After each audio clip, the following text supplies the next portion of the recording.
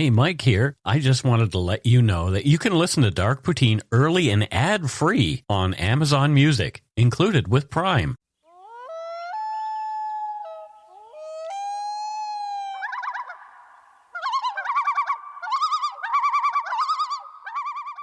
Welcome back to Dark Poutine. My name is Mike Brown, and I am coming to you from Langley, British Columbia, and Matthew Stockton is all the way downtown in Vancouver. How are you, Matthew? I am good. I've just shut a party out by closing the window. One of the restaurants nearby has started having Sunday disco dancing on the patio with lots of loud music. Oh. Yeah. Well, that sounds like fun. Why aren't you there instead of being here? Maybe that's why we should do it on a different day so you can go disco dance. No, it's okay. I'm too old for disco dancing. The views, information, and opinions expressed during the Dark Poutine podcast are solely those of the producer and do not necessarily represent those of Curious Cast, its affiliate Global News, nor its parent company, Chorus Entertainment. Dark Poutine is not for the faint of heart or squeamish. Our content is often intense and some listeners may find it disturbing. We're not experts on the topics we present, nor are we journalists. We are ordinary Canadian schmucks chatting about crime and the dark side of history. Let's get to it. Put on your toque, grab yourself a double-double and a Nanaimo bar. It's time to scarf down some Dark Poutine. You are responsible for obtaining and maintaining at your own cost all equipment needed to listen to Dark Poutine. Dark Poutine can be addictive. Side effects may include, but not be limited to, pausing and questioning the system, elevated heart rate, pondering humanity, odd looks from colleagues as you laugh out loud at work, family members not into true crime worrying about you. Positive side effects may include some perspectives and opinions that you disagree with, as well as some wokeness and empathy. If you don't think Dark Poutine is for you, consult your doctor immediately.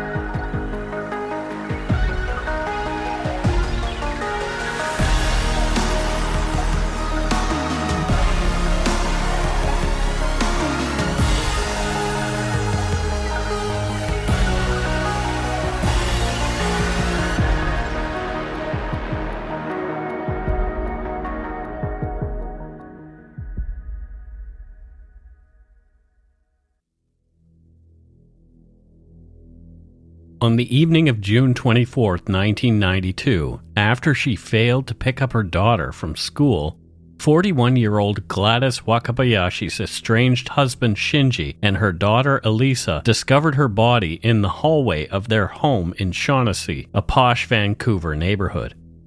Gladys had been brutally slashed and bled out on the floor.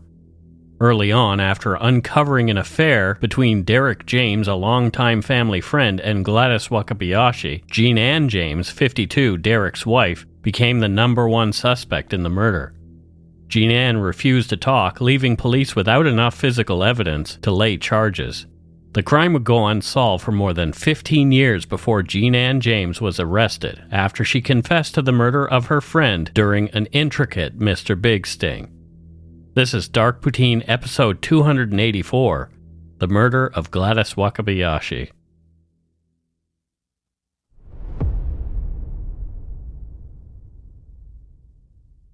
Born in 1951, Miao Fengling was the daughter and third child of Taiwanese billionaire Miao Yu-shiu.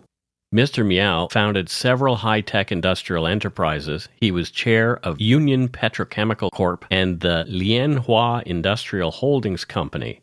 Lianhua Industrial Holdings is a publicly traded Taiwan-based company specializing in processing and distributing wheat food products, including flour, wheat, bran, and pasta. Due to this association, Miao Yu-shiu became known as the father of Taiwanese flour. After studying English and piano in the United States in her early years, Miao Fengling moved to Canada in 1976 to further her piano studies in Vancouver.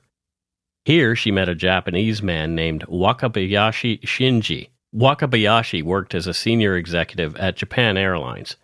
They fell in love, married in 1980, and settled in a luxurious residence in the Shaughnessy area of Vancouver's West End. Fengling took the anglicized first name Gladys. I have various friends who have taken on anglicized names.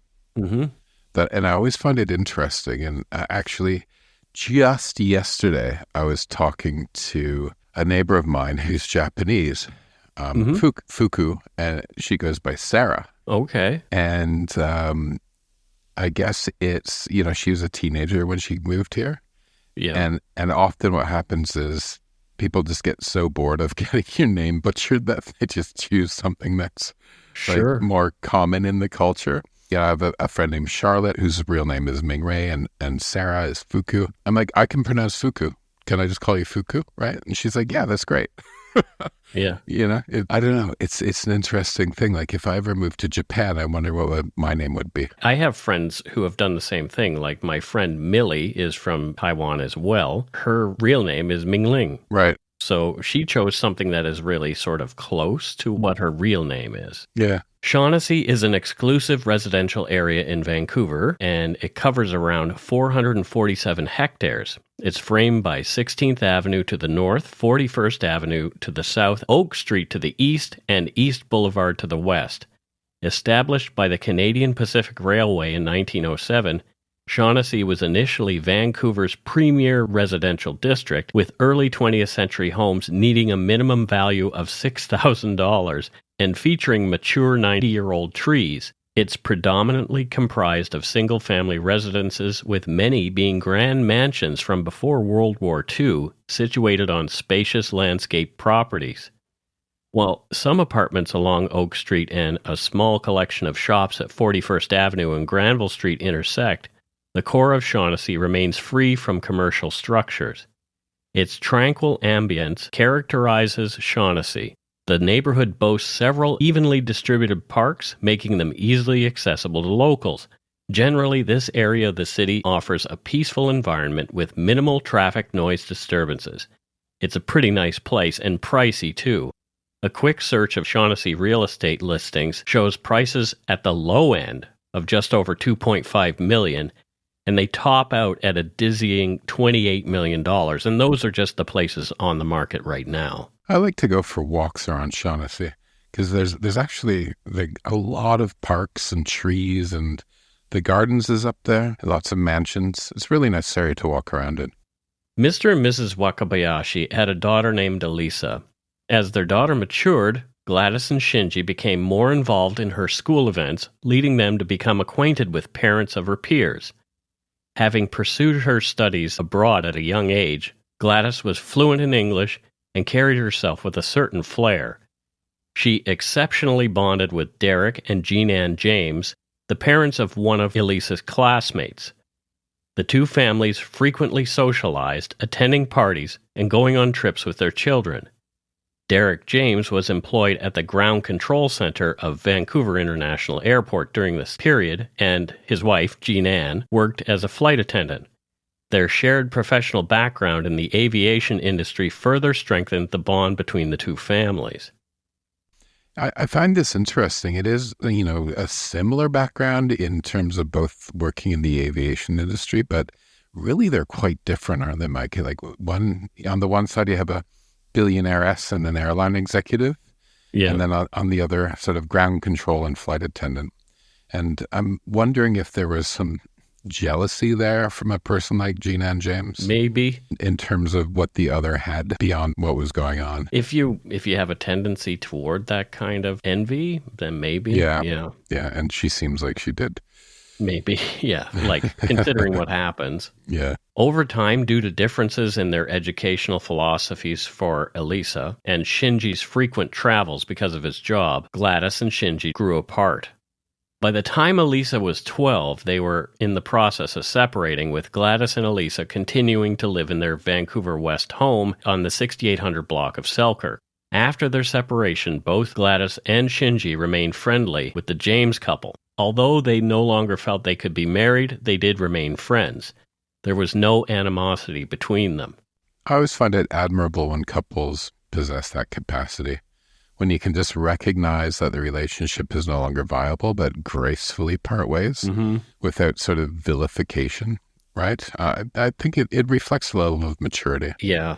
Well, I think it's the exception rather than the rule. Yeah. On June 24, 1992, in the morning, Gladys took Elisa to school at 8:45 a.m. Around 9 a.m., a woman resembling Gladys was spotted by a neighbor in the Wakabayashi home's open garage. Gladys had a piano lesson scheduled at her instructor's house at 10:30 a.m. Gladys never arrived. When her teacher tried calling her, he received only the home's answering service. Later that day, around 4:40 p.m., Elisa called her dad from school mentioning she had been waiting for her mom for 2 hours and couldn't reach her. Shinji Wakabayashi collected Elisa from school and they reached home at about 5:30 p.m. They noticed the back door was unlocked, which was unusual. Upon entering, Mr. Wakabayashi discovered Gladys's body in the hallway near the dressing area, lying face up with a significant wound on her neck and more on her legs. Shinji nudged Gladys to see if she was alive, but she didn't respond to his touch. Wakabayashi, hysterical, told Elisa what had happened, and they called the police from his brother-in-law's home next door. I really hope that Elisa didn't see her mother that way. Do you know if she did? I don't believe she did. She could have. There's no mention of it anywhere that she did see it. She said that her father told her what had happened. So here's the way I sort of picture this scenario is they come home, they find the door unlocked, they call into the house, and they receive no answer. And Shinji Wakabayashi says to Elisa, just wait here a minute, I'm going to check through the house to see if something is wrong, because he probably sensed something right away. Right. Okay. Yeah. Investigators found Gladys Wakabayashi tragically bled to death due to severe injuries. These injuries consisted of deep cuts around a significant portion of her neck, likely inflicted by a sharp instrument. The nature of these injuries indicated an attempt to decapitate her. Additionally, she had multiple cuts on her arms, legs, chest, and upper abdomen, along with defensive wounds on her hands. The severity of these injuries implied that the assailant acted in a fit of intense rage. Blood was splattered on the walls near her body and on the carpet where she was discovered. Detectives Peter and McLennan were the officers assigned to investigate the crime scene.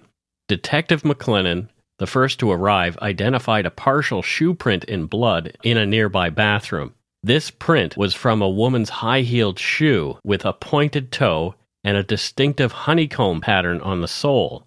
Detective Peters corroborated this observation. I found this to really stand out. Yeah. I most likely wouldn't choose to wear my heels if I were planning to take someone's life. Do you have heels to wear? No, but if I did, I wouldn't be wearing my Manolo Blahniks to a murder scene. Right. I just really unusual. Like, a murderer in high heels is just, I don't know. It just really stood out to me for some reason. Jack Mellis, a former RCMP officer with expertise in bloodstain pattern analysis and crime scene examination, described the shoe print as a partial shoe impression. At the crime scene, a knife was discovered in the kitchen sink. Dr. Ferris, a forensic pathologist, deduced from his 1992 report that the murder weapon was robust, heavy, and had a long blade. Despite the findings, the police couldn't match fingerprints from the scene to potential suspects, including Jean-Ann James. The background investigation revealed that the Wakabayashis had separated in April 1991 and intended to divorce by July 1992. Jean-Ann James grew suspicious of her husband's loyalty during this period. She confided her suspicions to her son's school custodian and even borrowed the custodian's car to tail her husband discreetly. In the months before the murder, Jean-Ann James tried to track her husband's movements during his business trips. Gary Harris, a colleague of Mr. James, testified that Mr. James admitted to having an affair with a woman from Hull, Quebec. Mr. James had requested Harris to mislead Jean-Ann James about his whereabouts if she called, which Harris did. Police also discovered messages from Derek James on the answering machine in the Wakabayashi home. "Hi, love. Just me," said one message. "Saturday night. I was just calling. Thank you. Bye." Another said, "Hi, darling. It's me. I'll call you sometime. Don't call me. I'll call you." End quote. On July 15, 1992, Jean Ann asked her friend Brendan Carver, a subcontractor at a research firm, to retrieve her husband's phone records for a weekend he was reportedly in Toronto. Carver got a hotel bill from where Derek James stayed, listing all calls made and received in his room. The Wakabayashi's home number appeared twice on his bill. This is really quite something. For somebody to be trying to hunt down what her husband's up to like this, getting people to sort of tap into phone systems or however the hell they did it and get hotel receipts. It seems a little bit over the top versus just sitting down and having a conversation with your partner that you think something's going on. Yeah. You know? And you mentioned earlier when we were when we were talking about the case, like, is this legal? I don't think it is. No. How do you get somebody's phone records? That's their phone records, right? And you're not the police. You're not doing a proper investigation. I don't understand how this would have happened. Later, Detective McLennan further investigated and secured Mr. James' phone records from Transport Canada for May 25th to June 14th, 1992. The records showed that Derek made 6 calls to the Wakabayashi residence during this period, varying between 8 and 42 minutes long. Upon discovering the 2 calls on the hotel bill through Carver, Jean Ann was desperate to identify who Mr. James had spoken to at the Wakabayashi home. Before she could inquire, Gladys asked Shinji to confirm to Jean Ann, if she were to ask, that it was him who had spoken with Mr. James. Jean Ann came by the Wakabayashi home, spoke with Shinji on June 22nd, and asked who had spoken to Derek. Shinji told Jean Ann that it had been him, not his wife, that Derek contacted. Elisa said that 2 days before the murder, when Jean Ann James was visiting, she'd heard the phone ringing and went into her mother's bedroom only to find Jean Ann James there. Jean Ann said she wanted to know if her husband, Derek James, was calling. On June 26, only 2 days after Gladys was murdered, Jean Ann James spoke with Shinji Wakabayashi at his hotel room in the Pan Pacific, where he and Elisa stayed as their home was a crime scene. Jean Ann wanted to know what happened. Shinji Wakabayashi later said, "She told me, 'I've been looking for you,' and asked me what had happened. I told her I can't say anything yet. After I explained that to her, she said, 'Yes, I understand,' and hung up."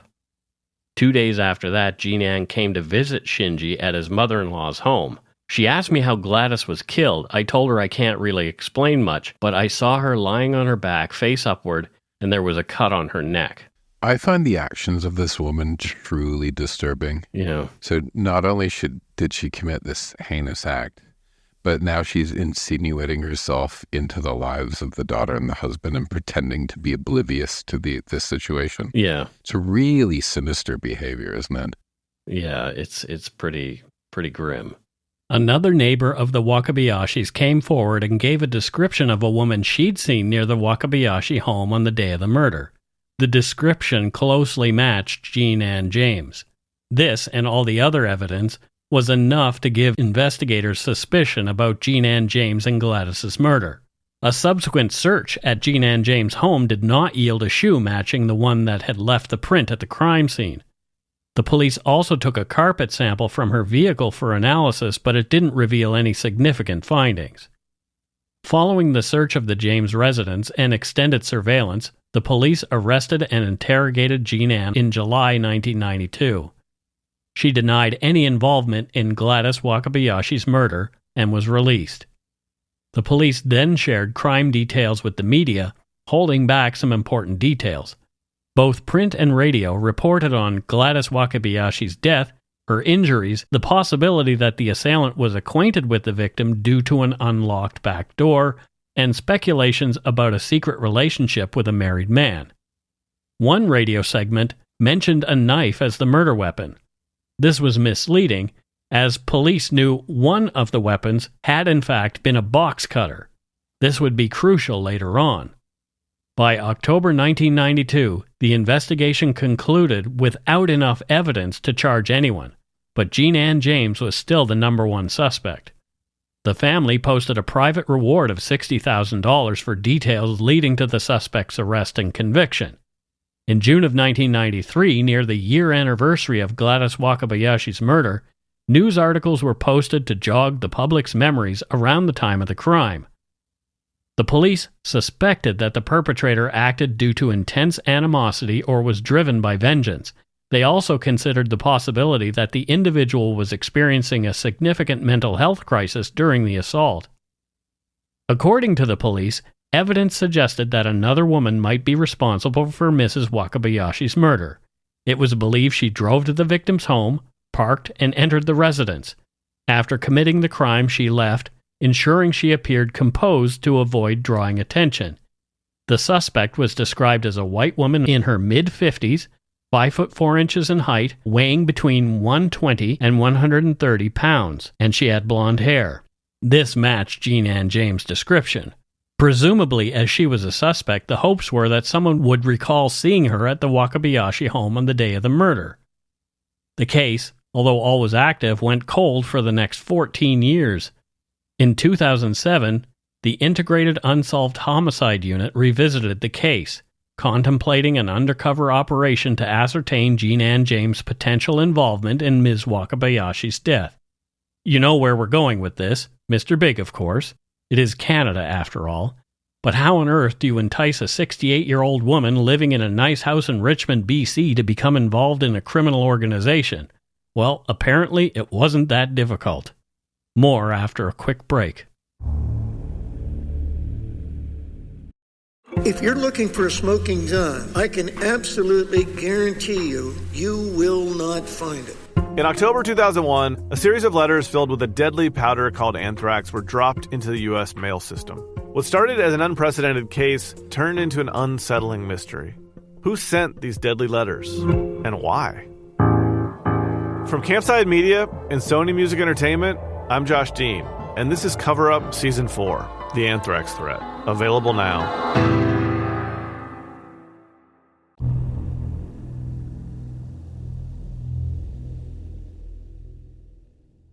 All right, Matthew, we are back for the second half of this. What are your thoughts so far? You know, I just keep thinking of Elisa, their daughter. Yeah. Having to lose her mom. Like, this has got to be a heavy burden to know that your mom was murdered, but be murdered by the friend group of the people that you went on vacation with, the people that visited your house.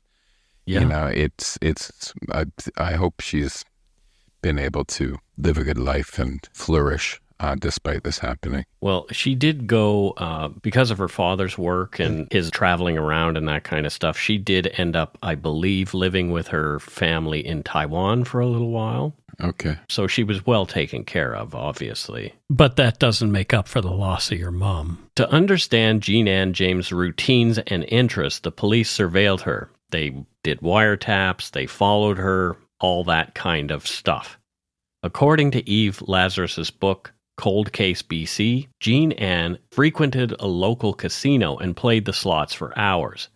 A female operative was placed at the machine beside Jean Ann, and the pair bonded over a shared love of gambling. The undercover operative was a high roller, pumping money into the machine and cashing out without playing. Jean Ann was curious. The undercover operator told Jean Ann she was laundering money for an organization which allowed her to keep a cut afterward. She said it was quite lucrative. What money was being used to do this? Well, it's taxpayer money, obviously, Matthew, if it's RCMP. Our money. Our money, yeah. Okay. Yeah, it's really interesting. I'm pretty sure that the RCMP has to account for every penny of that, even though we don't use pennies here anymore. Our money is going to a gambling parlor. Well, no, it's not. If you pump money into a machine and just cash out, then essentially you're not spending anything. You just get the money back. Oh, I see. Yeah, that's how it's a money laundering thing. How do you do that? Pump it in and get the money back. Have you ever played the slots ever? I put a quarter in at the airport when you and I were in Vegas. That's right. And then I pulled the little handle thing and a bunch of things came up and no money came out. So that's my extent. So we walked away. Well, essentially what you do is you'll put your money into the machine. Right. And you will have a certain amount of credits. You can cash those credits out. Okay. For the exact cash amount. Oh, like you put money in and go, actually, I don't want to play, cash it out. Yep, exactly. Okay. And you learned here on Dark Poutine how to launder money at the casino. Oh well. Jean Ann and the undercover operator became friends. Over lavish dinners, shopping trips, and spa visits, operatives learned that Jean Ann liked money, but the real key to her willingness lay with her desire for her son Adam's success as an actor. By January 2008, James was introduced to Detective Abe, and by April, she was assisting in the organization's criminal activities. She was involved in various illicit acts and expressed a willingness to commit violent acts during these. During the Mr. Big operation, Jean Ann was brought along to witness a simulated kidnapping and beating of someone who owed the gang $300,000 and needed to be taught a lesson. Far from being horrified at this display of violence, Jean Ann commented to the participants that the victim got away easy. She said that she would, quote, curl his dick with a curling iron. She said she would cut his knackers off. She suggested they give him a date rape drug and cut his fingers off. She said that if murder were legal, she would have taken care of somebody this week. And she said that she would put raw meat on his crotch and let the dogs at him. Wow. Well, if nothing, she's very creative. This is one sick person. Yeah, she is definitely... I'm wondering if she ever was a flight attendant on one of my flights and offered me chicken or beef. Oh, dear. Maybe. Just don't eat the fish like an airplane. I've been on a lot of flights. I wouldn't be surprised if she had been one of my flight attendants. Yeah, maybe. In exchange for her involvement, the fictitious gang promised her a significant share in a lucrative job, equaled out to around $233,000, and a potential acting opportunity for her son Adam with A-listers. First, she had to be approved by the organization's boss, Mr. Big. Wait, did they actually call this guy Mr. Big to her? No. Oh, Jesus. No. I was going to be like, you know what? I'm against Mr. Big, but if they called him Mr. Big and she still fell for it, then she just deserves it. I'm sorry for the confusion, but no. Like, they'll obviously have another name for it because sometimes a criminal might read a book or something and maybe know that this kind of thing exists. And I guess the RCMP just hope that, if they don't call him Mr. Big and maybe they call him Monsieur Grand. Monsieur Grand, well... then they're good, and we're not making light of the crime. We're making light of the investigation. Yes. Oh, dear. On the 27th of November, 2008, the meeting with Mr. Big occurred in a Montreal hotel. During her 100-minute interview with Mr. Big, Jean Ann James was confronted with a 1992 newspaper article about Ms. Wakabayashi's death. She admitted she'd gone over to Gladys Wakabayashi's under the pretense of a coffee date, but fully intended to kill her friend. During her interview with Mr. Big, Jean Ann James shared several significant details. She learned of her husband's affair with the deceased, Ms. Wakabayashi, through his hotel phone records, which ignited her intense anger and led her to murder Ms. Wakabayashi. On the day of the murder, she parked some distance away from the Wakabayashi residence on Selkirk and approached the house discreetly. She had been to the house before, having stored wine there. After having coffee together, James told Ms. Wakabayashi that she had a gift for her, a necklace. She confronted Gladys as she was behind her to put on the necklace. Jean Ann claimed she was met with mockery, which enraged her, prompting her to slit Mrs. Wakabayashi's throat and make additional cuts to Mrs. Wakabayashi's legs and other body parts. Jean Ann knew the deep cut to the throat, which severed the jugular vein, would lead to rapid bleeding. The locations where Jean Ann said she made these cuts were known only to the killer, and that she had used a box cutter to make some of them and discarded it afterward. This was crucial holdback evidence that only the killer and police would know. After committing the act, Jean Ann left Gladys lying in the hallway between the bathroom and the primary bedroom. The murder occurred around 9 or 9:30 a.m., and she left without, she thought, having been seen. To ensure she left no DNA evidence, she wore gloves and even cleaned up a coffee cup she'd used. Jean Ann later disposed of her clothes in an incinerator and later sold her car. She said that the necklace she used as a ruse was stolen from her home in 1996, and she had no idea where it was. Jean Ann was arrested and charged with Gladys Wakabayashi's murder in December 2008. Her neighbors were floored. From a Richmond Review newspaper article by Martin van den Hemel. Quote, "That's absolutely absurd," one resident of a quiet residential area said at hearing the news that his neighbor Jean Ann James, 69, had been charged with first-degree murder. "I'm stunned," said another. "It's overwhelming, but you don't really know somebody deep inside." "This is the biggest shock I ever had," said a nearby resident who entrusted James to watch over her house when she went out of town. Described as an affable, animal-loving neighbor who, along with her husband Derek, invited friends and neighbors over for summer and Christmas parties, Jean Ann James was arrested Friday following a multi-year investigation into the murder of James' friend, Gladys Wakabayashi, in 1992. End quote. After a challenging 19-year journey, the family of murder victim Gladys Wakabayashi finally witnessed justice being served. In November 2011, the BC Supreme Court jury declared Jean Ann James guilty of the first-degree murder of Gladys in June of 1992. Justice Catherine Bruce sentenced James, a 72-year-old from Richmond, to life imprisonment without the possibility of parole for 25 years. So she's going to die in jail. Yeah. And it's really unfortunate that she wasn't caught sooner. I kind of... she had 19 years of freedom. Well, yeah, and she lived a pretty good life. She had a nice home in Richmond. Doesn't strike me that she's the kind of person who would have been haunted by what she'd done over this time. No. Right? So she had all that freedom when the victims' families were, well, first of all, the victim was gone, didn't have any of those years, and the family had to deal with this for the rest of their lives. They went through hell. Yeah. While Jean Ann James showed minimal reaction to the verdict, Gladys Wakabayashi's family expressed their relief and gratitude to all involved in the case. Susanna Yang, Ms. Wakabayashi's sister-in-law, and Doran Eisenstadt, her son-in-law, both praised the justice system. They thanked everyone from the Vancouver police to the jury for their dedication. Yang emphasized the family's perseverance over the challenging 19 years. The trial, which spanned approximately 3 weeks, was most notable for James' recorded confession to the undercover officers during the Mr. Big sting. James' defense attorney, Asim Dosanjh, contended that the confessions obtained through the Mr. Big method are inherently dubious, and appeals to overturn her conviction claiming she'd falsely confessed have failed. And this is the danger, right?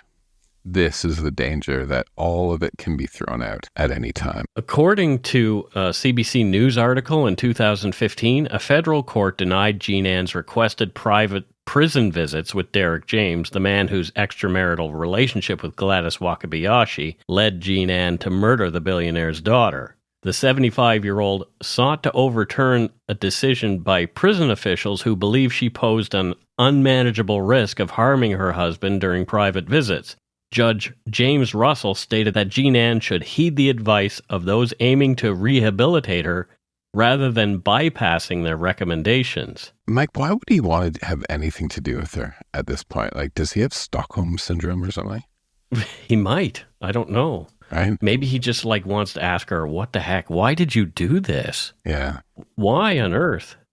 But I think it's in his best interest that he's not seeing her either. Prison reports suggest that Jean Ann James can be aggressive when angered and that her husband remained with her out of fear. Both have denied these claims. The judge emphasized James' need to address core issues related to her attitude, emotions, and marriage. She has declined specific prison programs aimed at rehabilitation, leading authorities to view her as a high-risk inmate. Yet another Mr. Big case. Canadian criminal law seems to be rife with them. As we've seen many times, the Mr. Big technique is a controversial police investigative method used primarily in Canada. It involves undercover officers creating a fictitious criminal organization, then drawing the suspect into it. The aim is to build a relationship of trust with the suspect, leading them to confess to a crime, often a serious one like murder, to the crime boss, Mr. Big. While this technique has led to confessions and subsequent convictions, it has also raised significant concerns, especially in the Canadian Charter of Rights and Freedoms context. Here are some of the problems inherent with the Mr. Big technique. the right to silence, and self-incrimination, Section 7 and 11C of the Charter. The technique can be seen as a way to circumvent a suspect's right to silence and the right not to be compelled to be a witness against oneself. The confession is obtained outside of a traditional custodial setting, and suspects might feel compelled to confess to gain favor or out of fear within fake criminal organizations. Right to counsel, Section 10B of the Charter. Since the suspect is unaware they are interacting with law enforcement, they don't have the opportunity to consult with legal counsel before making potentially incriminating statements. Reliability of confessions. There's a risk that the confessions obtained through the Mr. Big technique are unreliable. The high-pressure environment, desire to impress the crime boss, or fear of repercussions within the fake criminal organization can lead suspects to exaggerate, fabricate, or falsely confess to crimes they didn't commit. Prejudicial evidence. The technique often involves drawing the suspect into fake criminal activities. Evidence of these activities, even if unrelated to the crime under investigation, can be highly prejudicial if presented to a jury. It can paint the accused negatively, potentially overshadowing the evidence related to the actual crime. Potential for abuse. The Mr. Big technique is manipulative and coercive. Vulnerable individuals, such as those with cognitive impairments, mental health issues, or those who are easily influenced, may be particularly susceptible to the pressures of this technique. Fair rights, Section 11D of the Charter. The introduction of evidence obtained through the Mr. Big technique can potentially compromise the accused's right to a fair trial. The evidence's prejudicial nature and potential doubts about the confession's reliability can skew the trial process. But we're still using it. One particular case from Newfoundland, R versus Hart, in 2014, set some different parameters for the technique's use, but that's a whole other episode, and we'll get to that one.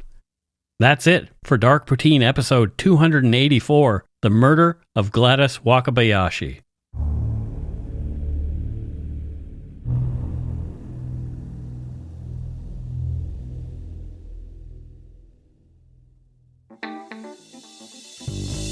That's right, it's time for voicemails. You can leave us a message at 1-877-327-5786 or 1-877-DARK-PTN. We'd love to hear from you. Let's see who called us this week. Alrighty, here is our first voicemail. Let's take a listen. Hey, Mike and Matt. My name is also Mike, and I'm from Oakville, Ontario. My job takes me all over Central Canada, from Winnipeg to Ottawa, and so I drive a lot and listen to your show. I've caught up.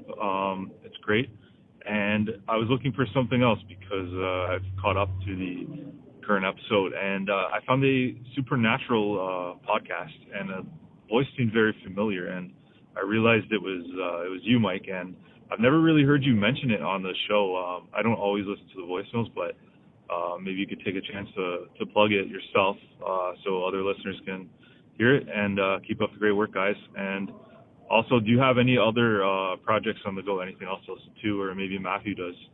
Thanks. Go take a shit in your hat. Well, thanks, Mike. Wow. Thanks, Mike. I do mention supernatural circumstances from time to time, but yeah, for sure. And I have a podcast idea I've been speaking to Mike about, but my pesky day job gets in the way. Yeah, that tends to happen. I mean, I had a pesky day job at the beginning of Dark Poutine as well, but you can manage if you really want to. You'll get it done. Well, look at that. This is the perfect time for me to insert the new promo for Supernatural Circumstances into the show, and you'll hear it in every show moving forward. Hey, Dark Poutine listeners, Mike here. Are you ready to dive deep into the mysteries of the supernatural? Join me and award-winning paranormal researcher Morgan Knudsen as we dissect chilling phenomena on Supernatural Circumstances. From spine-tingling hauntings to creepy cryptids and other paranormal subjects, we'll be your guides on this extraordinary journey. We're in Season 2 right now, so there are plenty of episodes for you to catch up on. Buckle up and explore the unknown with us and numerous expert guests. Download Supernatural Circumstances wherever you podcast.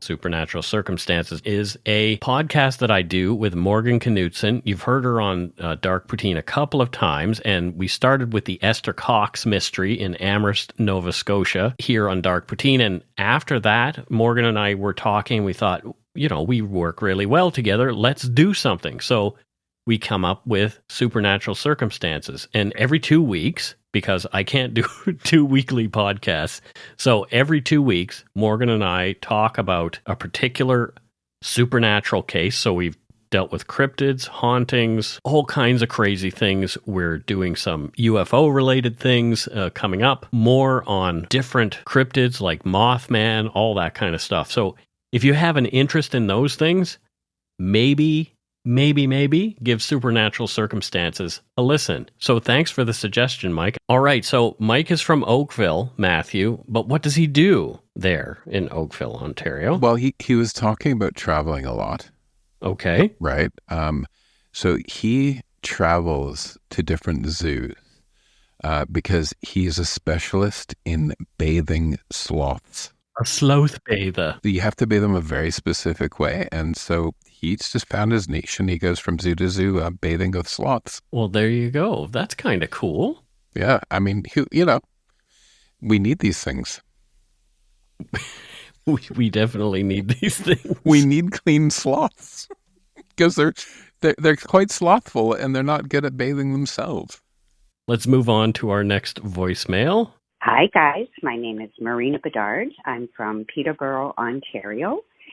I just want to say I'm a long-time listener and first-time caller, and listen to all of your back history and connection to 2 quick stories. I was thrilled to hear your Kenora bank robber story because I'm from Kenora, Ontario, and was in grade 7 at the time it happened. My 2 older sisters were in the crowd watching it happen. My older sister was working at the TD Bank, so he could have easily picked her bank, but he picked the CIBC. So 2 of my sisters were in the crowd watching it all happen. Unfortunately, when the dynamite went off, his body parts on top of the building where I worked as a jewelry store attendant. So yeah, that was a big, exciting story from Kenora. I had sent a suggestion into a couple of podcasters before, but never heard anything back. So I was really thrilled to see that you guys had picked it up and did such a great job of it. It was really funny, and I learned a lot of things I didn't know. Next connection was to the David Millard story. David Milgaard story. I was always very upset about that case. I had written a letter to the Minister of Justice to have him released also. And then years later, when they had charged Larry Fisher with the David Milgaard murder of Gail Millard, I was working as a flight attendant for Air Canada, and I had Larry Fisher on my flight when they were transferring him in between cities, and there were 2 RCMP officers escorting him. And I served him a very hot cup of coffee, and I was so tempted to just dump that cup of coffee right on his crotch. But I think the RCMP officer was reading my mind. He kind of looked at me, and I thought twice and didn't do it, but sure would have liked to have anyway. So yeah, that's 2 stories. I'll call another time for some connections to other stories, but just love your podcast, guys. I tell everybody I can about it. Got a few people started on it also. And just hoping you'll be a good egg and not a doodle drawers. And have a most gratifying defecation in your favorite millinery creation. Bye, guys. That was a good excellent one. Thank you, Marina Bedard. Thanks, Marina. So what does she do there in Peterborough, Matthew? Well, I've connected the dots. Okay, the dots have been connected, yeah. She worked in a jewelry, And Yeah. and as a flight attendant, I think she's an international jewel thief. Oh, there you go. So she's like the Pink Panther. That really glamorous one with like a beehive. She puts the diamonds in her beehive, right? like 1960s movies with Cary Grant sort of thing. She's glamorous and she just travels the world moving diamonds around. There you go. Somebody's got to do it. That's fun, though. I kind of want that job. Let's listen to our next voicemail. We have another. Hey, Mike and Matthew. It's Phaedra from Poco calling in. I did a little binging today, so I'm probably going to talk about two different things. One of them is I was listening to your call-ins from last week, and I just want to say I want to give a shout-out to Scott from Chatham, just because he is 40 minutes away where I'm from Windsor. The other thing I was going to say was listening to your Beaver Lake tragedy was actually really good. I was thinking about what Matthew was saying about how if we all had to watch like executions, would we feel differently about them? And then, Mike, when you mentioned that a friend sent you Saddam Hussein, it also reminds me how I was watching CNN that day and I didn't see a warning on the Saddam Hussein execution. And next thing I know, it looked like they were kidnapping him out of his bed, and then they just took him and hung him. So I was like in complete shock. And I never want to see anything like that ever again.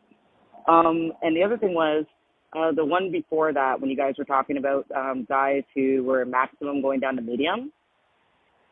I know the Paul Bernardo thing is very tricky to talk about because he's one of those guys who's in prison for life that's actually staying in prison for life.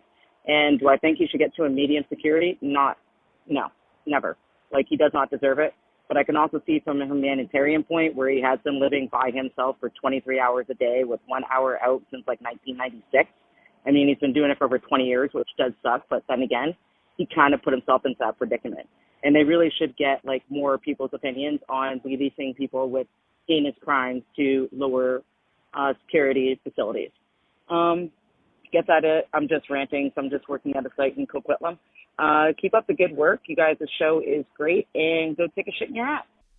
It's good to have feedback on episodes. I like to know that people are listening. So yeah, that's always a good thing. Yeah. So how about a job title for this person? Yeah, absolutely. Zamboni.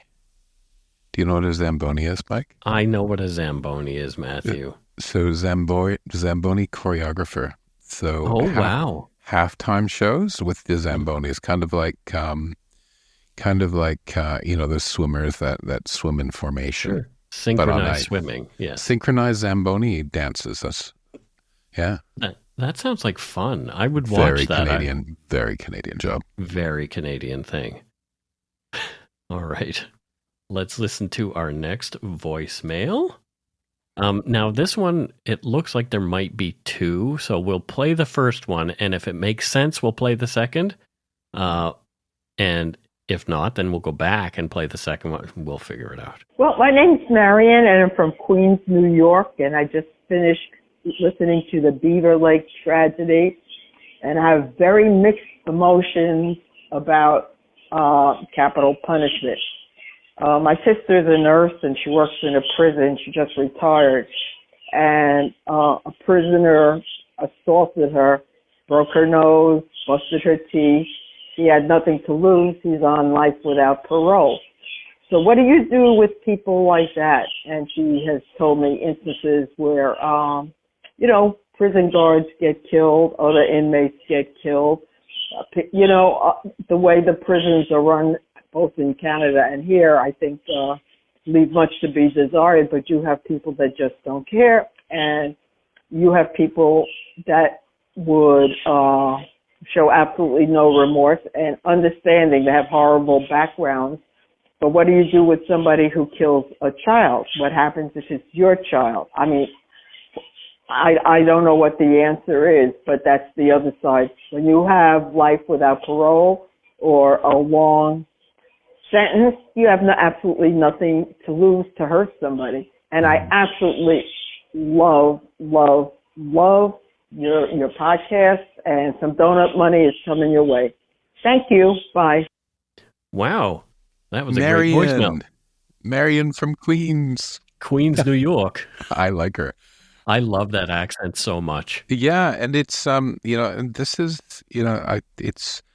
I'm always happy to hear questions about these sorts of things, right?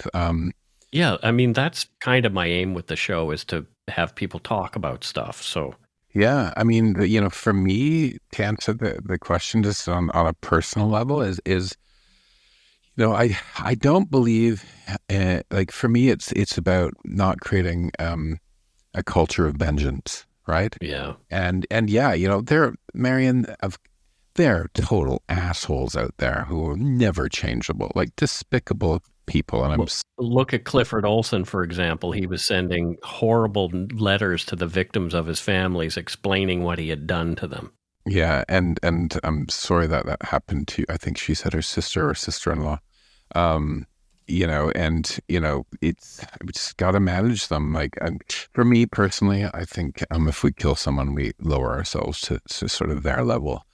And I'd rather see people incarcerated than given a quick out in a lot of ways. Yeah, Right? like really away from people, not in a place where they're going to be able to bonk somebody on the nose. Yeah, you know? that's it. Yeah, there's some real unlikable people out there. But I had Marion's job. Okay. Birdhouse architect. I heard the birds tweeting in the background. So she architects amazing birdhouses. Well, there you go. I was going to say, it sounds like you got an angry bird behind you there. The birds are going, you tell them, Marion. You tell him. You tell him. But yeah, so she makes these fantastic birdhouses, right? Oh, wow. Like they look like little mansions or like high rises and stuff like that. What a great voicemail. Thank you so much, Marion. And we hope you call us again with more stuff, because you have an interesting perspective for sure. That's it for this week's voicemails. Again, you can leave us one at 1-877-327-5786 or 1-877-DARK-PTN. We'd love to hear from you, even if it is just to say hi and to tell us to go shit in our hats. If you're stumped for what to chat with us about, a quick story is welcome. It's time to move on to Patreon and donut money donors. And speaking of Marion from Queens, New York, it looks like, I think this is you. She has upped her pledge from $5 to $25 on Patreon. Yeah, wow. So thank you so much, Marion. Much appreciated. Wow. That's really great. She said donut money, but this is even better. That's super. And that is it for Patreon and donut money donors. Not much this week. Except for from Marion. Yeah, Marion, thank you so much. I do hope she calls in again, because I just love that accent. Me too. Me too. I love that. She has a great voice for radio. Yeah, I like it when people call from different places, and I try to. I mean, I can place where they're from the caller ID kind of thing. I don't get what the person's name is, but I can see the area code, so I'll know. I knew she was from the New York area. Marion, let me apologize for Mike's bad accents. That's not nice, Matthew. Just joking, buddy. I love you. Okay. Yeah, well, that doesn't change the fact you just slagged me. You're like, okay. Yeah, okay. Whatever, Stockton. Yeah, exactly. Exactly. Thanks to all our patrons and donut money donors, past and present, for your generosity. It helps to keep the show going. You can become a patron of Dark Poutine at patreon.com/darkpoutine. For a one-time donation, you can send us donut money via PayPal using our email address, darkpoutinepodcast@gmail.com. If you don't already subscribe to the show, it would mean a lot if you did. You can easily find Dark Poutine on Apple Podcasts, Spotify, or wherever you listen to your favorite shows. If you haven't gotten yours yet, my book, Murder, Madness, and Mayhem, is available to order via a link on the Dark Poutine website. And speaking of darkpoutine.com, please check it out for show notes and other cool stuff. We'd appreciate it if you took the time to give Dark Poutine a like or a follow on Facebook and Instagram. Most importantly, thank you for listening, and tell your friends about us. Word of mouth is a powerful thing. And that's it for this week's episode of Dark Poutine. So until next time, don't forget to be a good egg and not a bad apple. Bye, y'all.